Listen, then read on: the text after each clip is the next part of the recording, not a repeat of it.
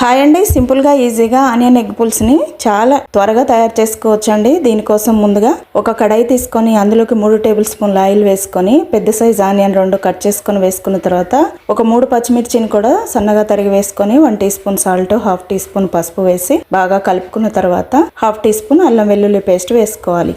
వేసేసుకొని మళ్ళీ ఒకసారి ఫ్రై చేసుకున్న తర్వాత ఇప్పుడు 1/4 టీ స్పూన్ కారం వేసుకోవాలి. వేసేసుకొని 1/2 కప్పు చింతపులుసుని పోసుకున్న తర్వాత 2 కప్పుల వాటర్ వేసేసి బాగా మరిగించుకోవాలి. ఇప్పుడు 2 టీ స్పూన్ల సాల్ట్ వేసుకోవాలి. వేసేసుకొని 1 టీ స్పూన్ ధనియాల పొడి, 1/2 టీ స్పూన్ గరం మసాలా వేసుకున్న తర్వాత ఇప్పుడు మనం ముందుగా ఉడికించుకున్న బాయిల్డ్ ఎగ్స్ని చిన్న చిన్న కాట్లలాగా పెట్టుకున్న తర్వాత పులుసులో వేసేసి ఒక 15 మినిట్స్ మూత పెట్టుకొని మరిగించుకుంటే పులుసు అంతా దగ్గరగా అయిపోతుంది. చాలా బాగుంటుందండి, ఒకసారి ట్రై చేయండి.